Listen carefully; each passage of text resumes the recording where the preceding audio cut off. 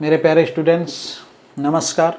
आज हम profit and loss की 7वीं क्लास शुरू कर रहे हैं और आज हम चलिए क्वेश्चन से ही स्टार्ट करते हैं, फिर बातें समझाएंगे कि एक विक्रेता 60 रुपये में 12 केले खरीदता है और 32 रुपये में कितने 5 केले बेचता है, उसे हुआ लाभ प्रतिशत बताइए। तो ये सवाल मौखिक लग जाएगा क्योंकि 60 रुपये में 12 केले, एक केला 5 का, अब वो नीचे 5 केले बेचता तो एक केला 5 का, तो 5 केले 25 के, मतलब 25 के खरीदे 32 के बेचे, 25 पर 7 लाभ, 7 चौक 28% का लाभ हुआ उसे। लेकिन हम इसे पूरे सिस्टम को समझाएंगे। देखिए, मैं आपसे सदैव कहता हूं कि क्वेश्चन से ज़्यादा महत्वपूर्ण सिस्टम है, कॉन्सेप्ट, उसको आप समझें, कुछ नहीं है। मैंने आपको शुरुआत में बताया था जब profit and loss chapter start किया था, अगर किसी चीज़ का सीपी दिया, मैंने ये उदाहरण भी दिया था आपको, अगर किसी चीज़ का सीपी 20 है, एसपी 22 है, तो इसमें प्रतिशत लाभ आप ऐसे ही दिखता है, 2 का लाभ हुआ 20 पर तो 100 पर 10% का लाभ, आप जानते हैं। या ऐसे 2 का लाभ 20 पर, तो इसको प्रतिशत में ऐसे बदलते हैं, ये मैंने आपको बताया है, 10%। तो आपको वही करना, कुछ बदलाव नहीं इस सवाल में, कुछ नहीं है। लेकिन एक चीज़ समझिए जो सूक्ष्म है, जो आपको बात समझनी है वो समझिए कि वहां ज़्यादातर अभी तक जो आपने सवाल पढ़े क्या होता था, एक वस्तु की बात होती थी, एक साइकिल इतने की लाया, इतने की बेचा, कितने प्रतिशत। यहां इस प्रकार के सवालों में क्या है, दोनों में मात्राएं समान नहीं। एक बार वो बात कर रहा है 12 किलो की, एक बार बात कर रहा है 5 केले की, और हम आपको समझा रहे हैं, बहुत महत्वपूर्ण बात बता रहे हैं, सीपी और एसपी उसी समय आपके काम के होंगे जब मात्रा आपकी समान होगी। जब मात्रा दोनों स्थितियों में क्या होगी, समान होगी। जब एक ही कार की बात हो रही थी, एक ही साइकिल की बात हो रही, तब मात्रा पर ध्यान ही नहीं जाता था क्योंकि वहां समान थी ही। इस टाइप के सवालों में यही होता है कि मात्रा असमान की जाती है, और जब तक मात्रा समान नहीं होगी तब तक सीपीएसपी आपके काम के नहीं। जैसे एक उदाहरण मैं आपको देता हूं, जैसे आप अपने मित्र से कहते हैं हम इस चीज को मार्केट से लाए थे, 600 की लाए थे, आपको हम 500 की दे रहे हैं। लेकिन अगर आपने मात्रा की जिक्र नहीं किया है तो अभी पता नहीं, इसमें घालमेल हो सकता आप 10 किलो 600 की लाए हों और उस बेचारे को 5 किलो ही 500 की दे रहे हों। तो मात्रा आपको स्पष्ट करनी पड़ेगी। अगर मात्रा जितनी लाए हैं उतनी ही दी है तब तो आप हिसाब लगा सकते हैं कि लाभ हुआ कि हानि हुआ, और मात्रा अगर अलग अलग रहेगी तो आप हिसाब नहीं लगा सकते। तो ऐसे सवाल हम बड़ी आसानी से लगाएंगे, और ऐसे सवालों में मात्रा को हम क्या करेंगे, बराबर करेंगे। ऐसे सवाल हम 2 कॉन्सेप्ट से समझेंगे। तो पहले ये समझा देते हैं आपको, आसान है जो, कि 12 केले, सीपी की बात कर ले, कितनी की खरीद है, 12 केले 60 रुपए के, और इधर 5 केले कितने के खरीदे, 32 रुपए के। एक बात बताइए, ये है मात्रा और ये है रुपए। हम रुपए इधर क्यों रखते हैं, मात्रा क्यों इधर रखते हैं, इसलिए क्योंकि रुपए सीपी 60 है, एसपी 32 है। लेकिन इसलिए अभी ये काम का नहीं है क्योंकि मात्रा समान नहीं है। अभी ये काम का नहीं है, अभी ये लाभ हानि नहीं दिखा सकता क्योंकि मात्रा समान नहीं। तो हमको मात्रा समान करनी है। तो मात्रा समान हम अब कैसे करेंगे, बहुत से वो हो सकते हैं। तो यहाँ तो आप दोनों, इसको 5 से गुणा कर दीजिए, इसको 12 से गुणा कर दीजिए, तो 12 पंचे 60, 12 पंचे 60। अब तो मात्रा बराबर हो गई। लेकिन जब मात्रा 5 गुना बढ़ाई है तो रुपए भी 5 गुना बढ़ा दो। जब मात्रा 12 गुना बढ़ाई है तो रुपए भी 12 गुना बढ़ा दो। तो यानी कि उतनी ही मात्रा वो लाया था 300 की, और उतनी ही मात्रा उसने बेची है कितने की, 300 की लाया था और बेची है 320, और 12 दूनी 24, तो 344 की। 332 की 10 से करे तो 320, 32 की 10 से करे तो 320, 32 दूना 64, तो 384। अब आप बताइए कितने का लाभ हुआ, लाभ कितने का हुआ है, लाभ हुआ है 84 का। 84 का लाभ कितने पर हुआ है, 300 पर हुआ। तो इसको प्रतिशत में कैसे बदलते हैं, भिन्न को ऐसे ही तो बदलते हैं। प्रतिशत हो गया तो आपका 0 0 0 0, 3 दूनी 6 और 3 अट्ठी 24, कितना है 28%। ये हो गया। बिल्कुल आराम से हो गया, कोई दिक्कत नहीं है। तो ये बिल्कुल सरलतम तरीका है। हमने मात्रा को क्या कर लिया, समान। हमने मौखिक कैसे लगाया था, हमने मौखिक में पूरे 5 केले कर लिए थे, जो थोड़ा जब आप समझ जाएंगे तो बातें आसान हो जाएंगी। क्योंकि बेचता तो 5 केले ही है 32 रुपये के, और ख़रीदता है 12 रुपये के 60 रुपये के 12 केले, यानी कि 12 पंचे 60, एक केला 5 का, यानी कि 5 केले 25 के। अब हम यहाँ बात कर रहे थे सिर्फ 5 केले की। अगर 5 केले की बात कर रहे थे, उसका सीपी था 25 और एसपी था 32, तो इसमें लाभ कितने का हो रहा था, 7 का लाभ 25 पर, तो 100 पर कितने को, 25 चक्कू 100, 7 चक्कू 28%। तो इस प्रकार से हमने इसको लगा लिया था। तो ये एडजस्टमेंट है, इसको बिल्कुल जो नए बच्चे हैं वो इसको समझें। अभी शुरुआत यहाँ से करें, बातें सब आपकी समझ में आ जाएंगी। तो यहाँ आपने मात्रा बराबर कर ली। जैसे ही मात्रा बराबर कर ली, ये सवाल कैसा हो गया, सीपी और एसपी दिया है, सीपी कितना, अब ये सवाल कैसा है, सीपी 300, एसपी कितना, एसपी 384, फायदा कितने का, लाभ कितने का, 84 का लाभ कितने पर, 300 पर। अब ये सवाल सीपी एसपी जैसा है, कुछ नहीं है इसमें, सीपी दिया एसपी दिया। आप कहते हैं ऐसे सवाल बड़े आसान, तो वही तो है ये।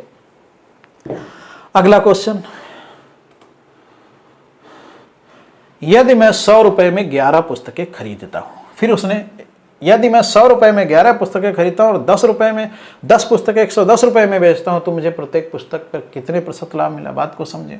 सीपी की बात करें अगर, तो 11 पुस्तकें 100 रुपए की उसने खरीदी और 10 पुस्तकें 110 रुपए में बेचा है 10 पुस्तकें 110 रुपए में।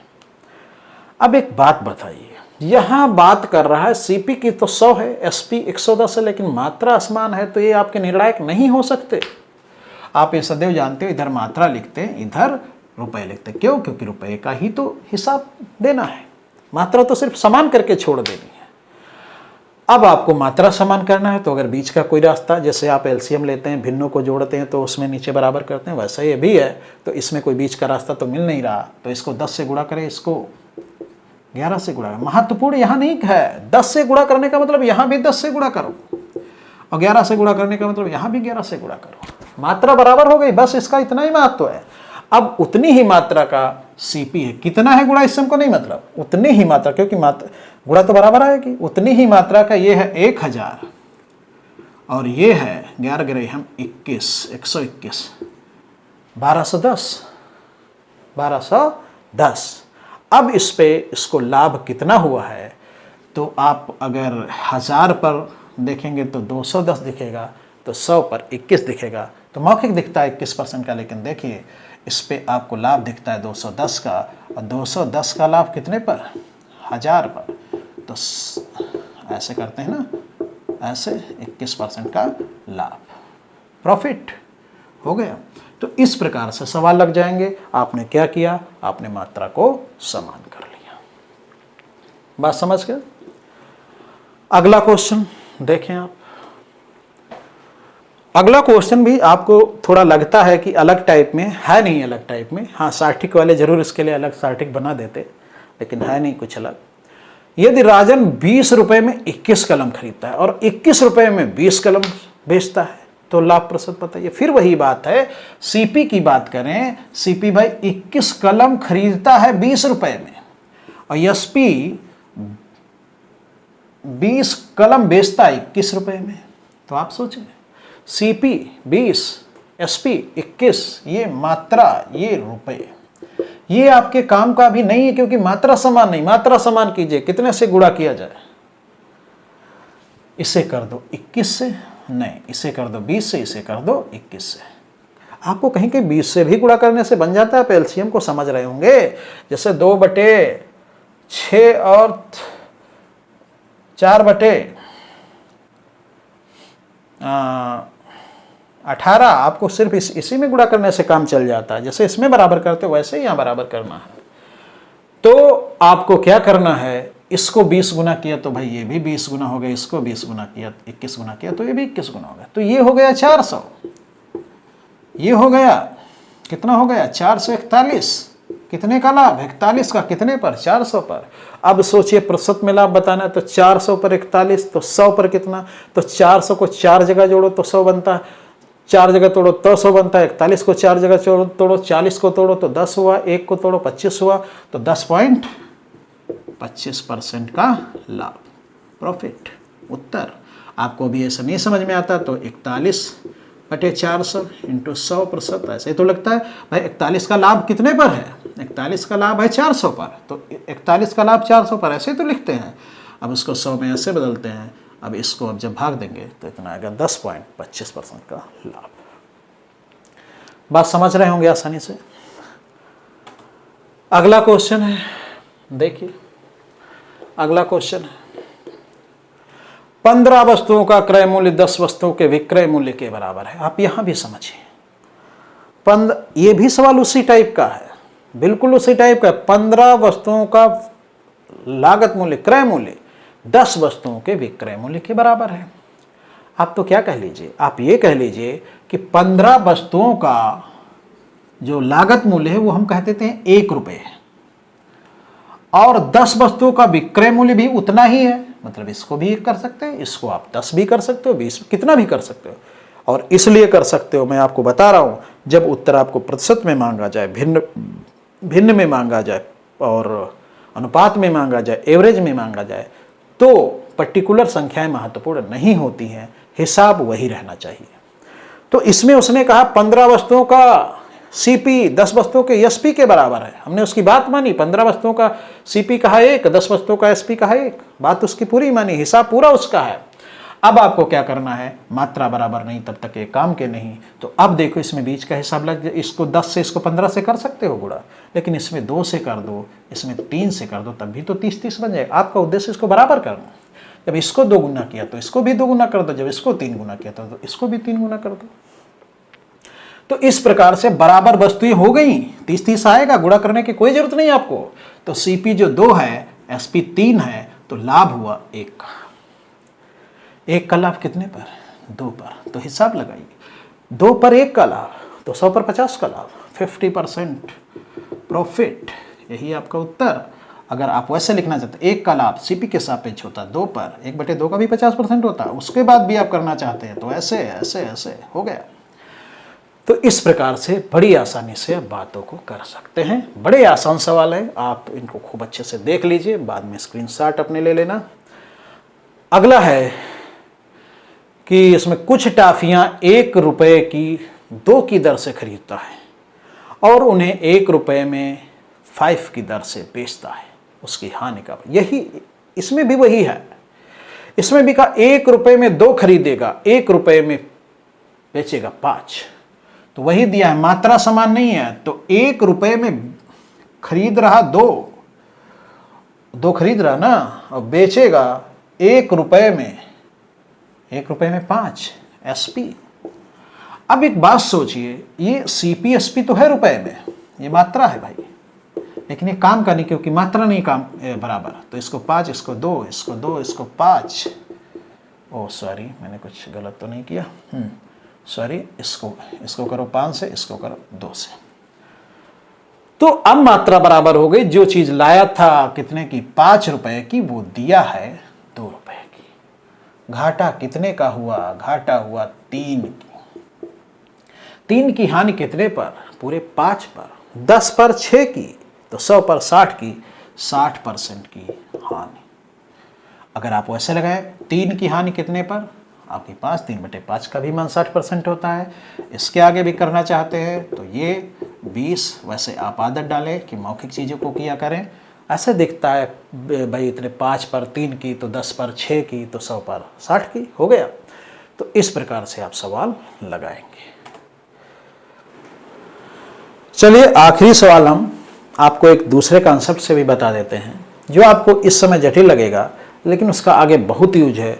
अगली क्लास में, 8वीं क्लास में हम उसका यूज़ करेंगे और आप देखोगे कितनी आसानी से चीज़ें लगती हैं। तो इसी सवाल को, आखिरी सवाल को ही हम दूसरे मेथड से भी बता देते हैं। हम इसमें आपको समझाना चाहेंगे कि एक तो आपको जो मैं बार बार चीज़ें कहता हूँ वो बहुत महत्वपूर्ण है। एक तो ये, जब भी उत्तर प्रतिशत में मांगा जाए, उत्तर भिन्न में मांगा जाए, उत्तर एवरेज में मांगा जाए, उत्तर अनुपात में मांगा जाए, तब वास्तविक संख्याओं की कोई जरूरत नहीं है, लेकिन हिसाब बिल्कुल वैसा ही होना चाहिए जैसा वो कह रहा हो, नंबर 1। नंबर 2, हमने कहा था, जो पिछले भी सवाल बताया उसमें कहा मात्रा बराबर करना है, हमारा उद्देश्य मात्रा को बराबर कर लिया जाए। तो आप जरा सोचिए, मात्रा तो ऐसे भी बराबर हो सकती है कि वस्तु को एक ही कर दिया जाए, एक वस्तु। रवि ने कुछ टाफियां 1 रुपए की 2 की दर से खरीदा। अब हम एक टाफी पर ही सब हिसाब करेंगे, एक टाफी को ही देखेंगे, एक टाफी लेंगे और एक टाफी बेचेंगे। तो एक